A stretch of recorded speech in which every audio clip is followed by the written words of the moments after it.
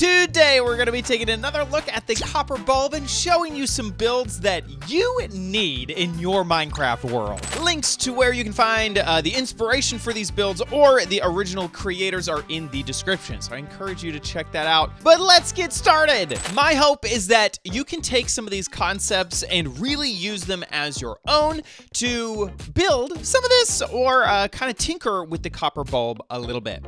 Starting off is a door design. This is basically another version of the T flip-flop, which is something that I've talked a lot about with the copper bulb, but this is built into a pretty practical use. So iron doors are fantastic because they will stop all mobs. Zombies can't break through them. Every type of mob is stopped by an iron door.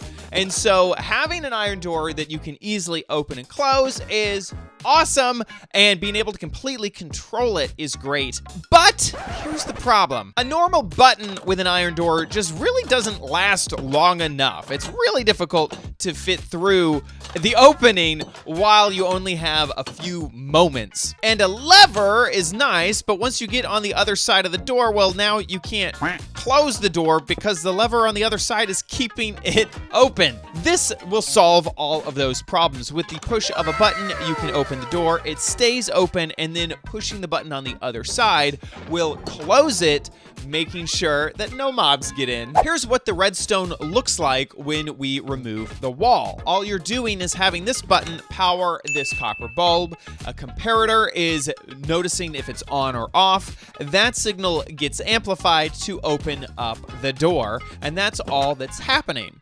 Now, there's a few downsides to this design, and that's why I made so many to show you a few other options for you. And one downside is that to hide this redstone, you do need to kind of cover it with other blocks, and that makes this a hallway door instead of just like a wall door. And so I've come up with a few other options, and I also kind of want you to have your brain kind of think about what is going on here. So in this design, I've moved it so that we could, in fact, have this be a type of wall. You can see a little bit of redstone right there. But this one, we push the button, the door stays up, open, and you push the button again, and it closes. So here, instead of it being sort of in the wall over on the other side, we have almost all of this built underground. And this copper bulb is what is getting flicked on and off from the buttons on either side. Comparator is here now. You have your redstone, but instead of a repeater pushing the redstone back into that block,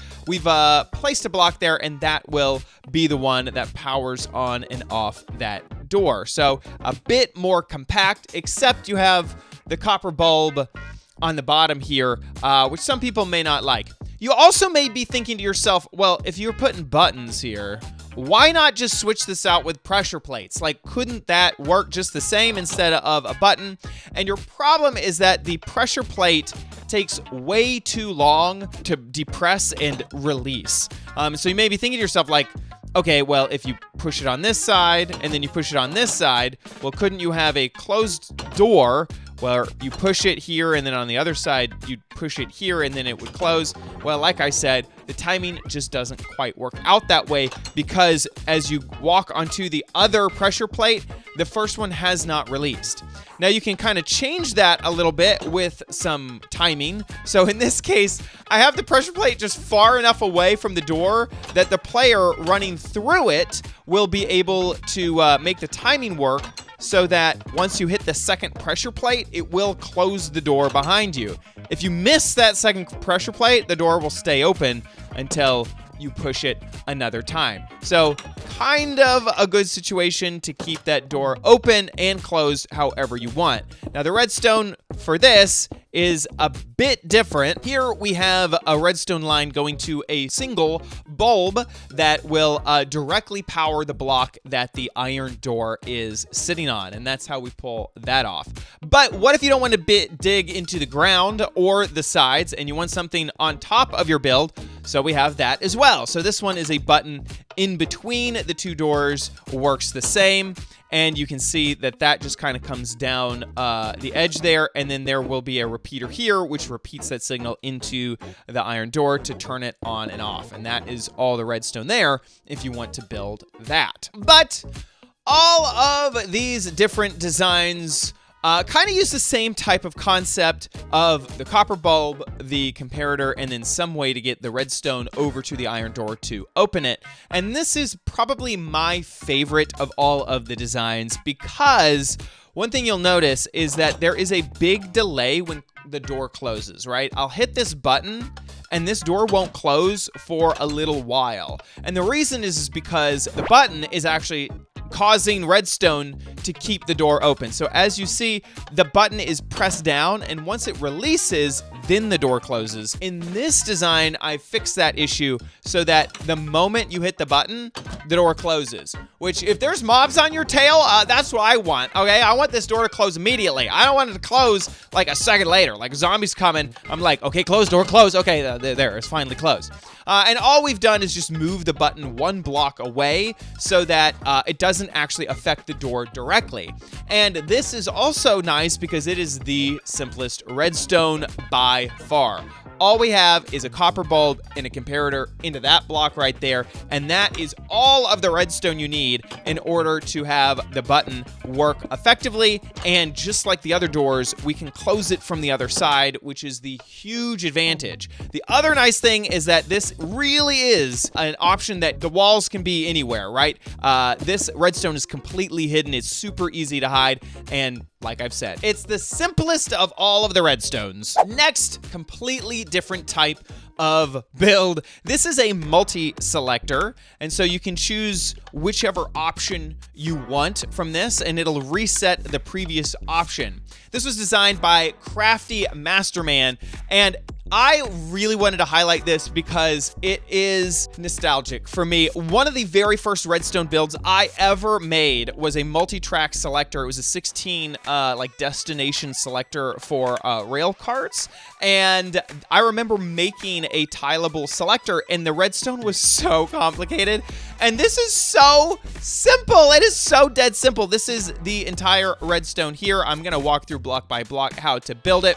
Now it does have one limitation, and that is that if it is longer than 15 blocks, kind of won't work. Basically, 15 blocks is its maximum, and so I have 16 here, and as you can see, if I get down here to the 16th one, it will not reset the previous selection, and that is because this redstone line isn't repeated in any way. So if you keep this just to 15 long, then you don't need any extra redstone. And also, you could, if you wanted this to be like a 16 selector, you could also just remember that limitation and just make sure, if you're trying to go from this all the way over here, just click one in the middle first and then click the last one, and then it'll work all fine. Making this is super simple. I'm gonna show you just one tile, and then you can obviously tile it all you want. We're gonna put down a dropper, then an observer observing that dropper, a solid block and a button on that, then a waxed copper bulb above that. On the other side, we're gonna take an observer, and we're gonna make sure that it is facing upwards, so that little dot is gonna be at the bottom. That is going to be observing a comparator out of the bulb. Then down here, we're gonna put down glass and a piece of redstone dust, and that is an entire slice of this multi-selector. And then your output for whenever you want to do redstone stuff is going to be this comparator right here. So if you take these outputs, then that is how you have it selected, which is awesome. I love this thing. Binary. Everybody loves it.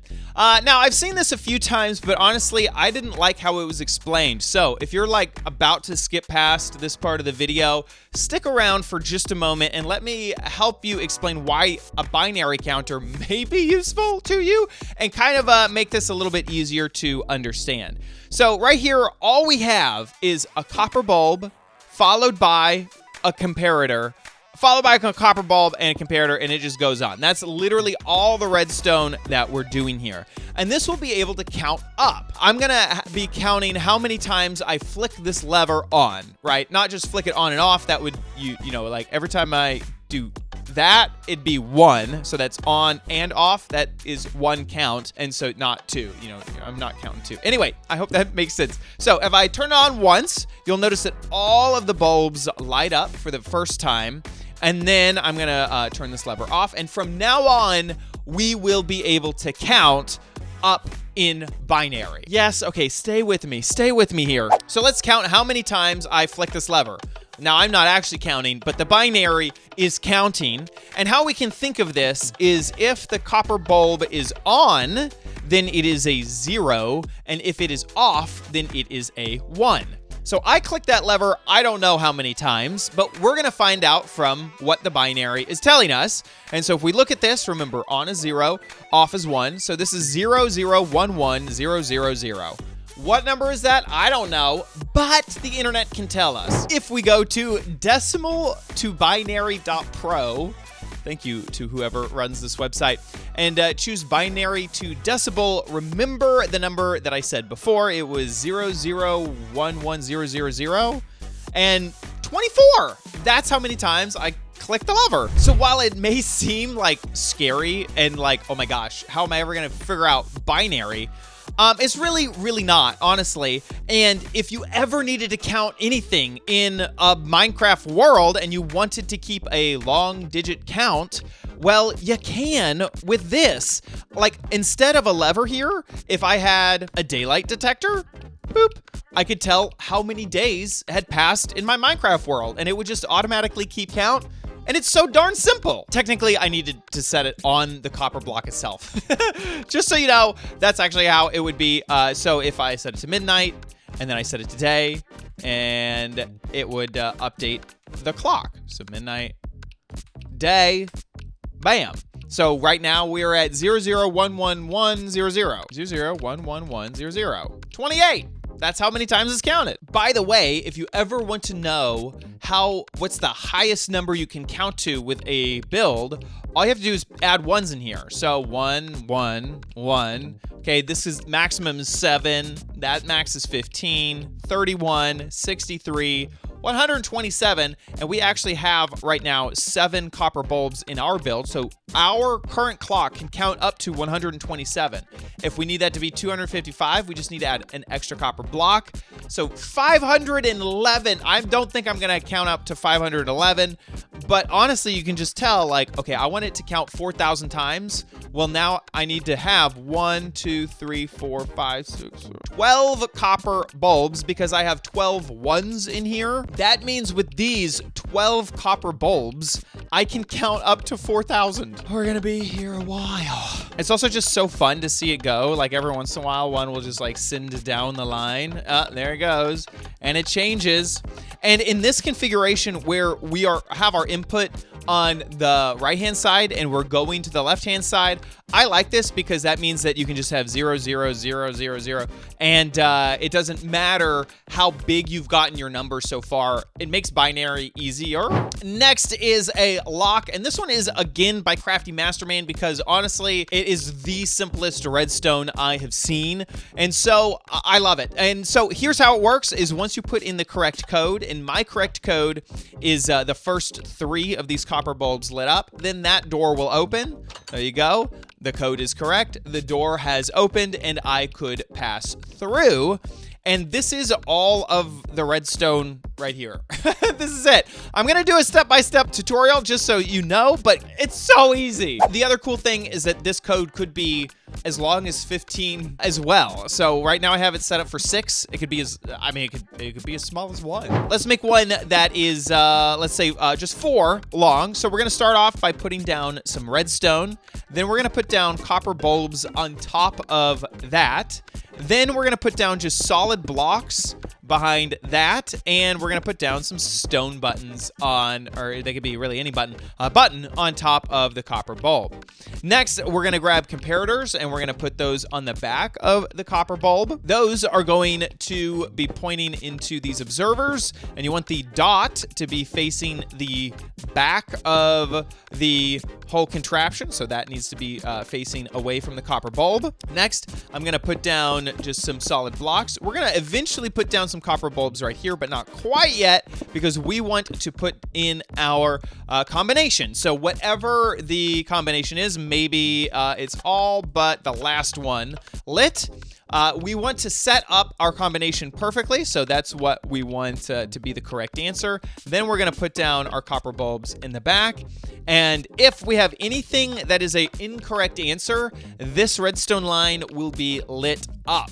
And then once we get the correct answer, it will turn off, which is darn cool. And so any of the other combinations, this redstone line down here will still be turned on until we finally get the right one and it turns off. I shifted the whole build down a bit to hide the redstone right here, and I have the exact same situation, except that the combination is different on this one. It's the last 3 blocks, and then the door opens, and I move through. And as you can see, you can have this where there's not, like, you know, it's not floating redstone stuff going on. In order to turn on this door, just to show you, I have the redstone, which is typically turned on, right? If you have the wrong combination, the redstone line will be on. I have that going into a block with a torch on it to invert the signal, and then when I have the correct combination, that torch will turn on, powering that block actually, which opens up the iron door. Moving on to another type of redstone build. This is a display, and my copper bulbs are aging. They're oxidizing in front of my eyes. I want to show you first a behavior that is different about the copper bulb than other redstone in Minecraft. As you see, I have this kind of wall set up with these buttons, and as I'm hitting the buttons, only one copper bulb is lighting up. Over here, I have redstone lamps, and these are like the traditional way that redstone works. As I hit the button, you'll notice 5 lamps light up. Now, the redstone lamps don't stay lit because that's just not what they do, but you can see that this one button is not only powering the redstone lamp behind the button, but also the adjacent lamps. And that's just because that's how redstone typically works. The copper bulb just has a different behavior so that it won't power the blocks around it. That makes making displays with this super duper easy. So if I wanted to write out a message in this, it is darn easy to do because I don't have to worry about lighting up any of the adjacent blocks.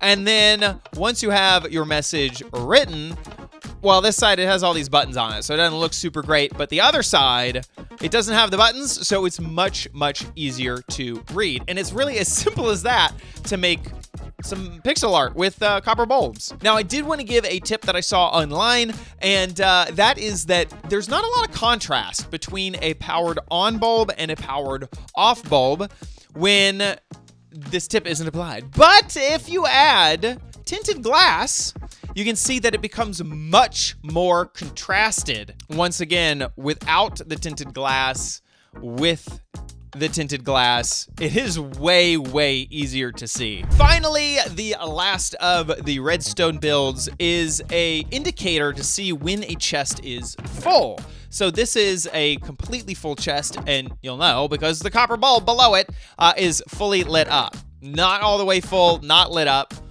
All the way full, lit up. This is great if you have an item sorter and you want to make sure that none of your chests get backed up. And the other great thing about this build is that all the redstone is below and behind the chests, so you can still have hoppers going into the top of the chests, and because hoppers are transparent blocks, you can still even open the chests. And just as you'll see, this one that's like half full, if I go in here and fill in the rest, all but one, and boop, there we go. Then the copper bulb turns on. And once again, the redstone is very simple. I'll still do a step-by-step. The other great thing is that this is tileable, so you can have them right next to each other as you're seeing right now. So the first step is to build out a line of copper bulbs. Then I like to actually grab the observers next and put them down because you want the red dot to be facing those bulbs, and it can be a bit difficult to do that once the rest of the blocks are down. Then we're going to put down some solid blocks, and then we're going to put down our chests like so. Behind that, we're going to put down some comparators, and these are going to be comparing what is inside of the chests. Next, we need to dig a little bit of a trough so that we can make sure the observers are looking up at the sky here, and it can be a bit difficult to find the edge, especially if these comparators are still there. There we go. That's a little bit easier for me to see the edge there. I'm going to put those back. Next, put down a line of redstone blocks, and then put down redstone over all of that. You may want to change up your copper bulbs, just break them and put them back down so that they're all off. Now, what will happen here is when this gets all the way full, it will output a redstone signal, and that redstone signal will be a redstone signal of 15. And so this is also a redstone signal of 15. It drops down to 14 right here, but once this is full, it'll output 15, which updates this observer, updating that one, updating the copper bulb. And just to double check that everything is working, let go there, and there we go. The chest is full, the copper bulb turns on. There you have it, a whole bunch of different redstone builds with the copper bulb that you can hopefully use in your Minecraft world. I so hope that you found this video useful and that you will use it in your Minecraft creations. Thanks so much for watching. I'll see you guys in a future video. Make sure you stick here to the channel for future videos.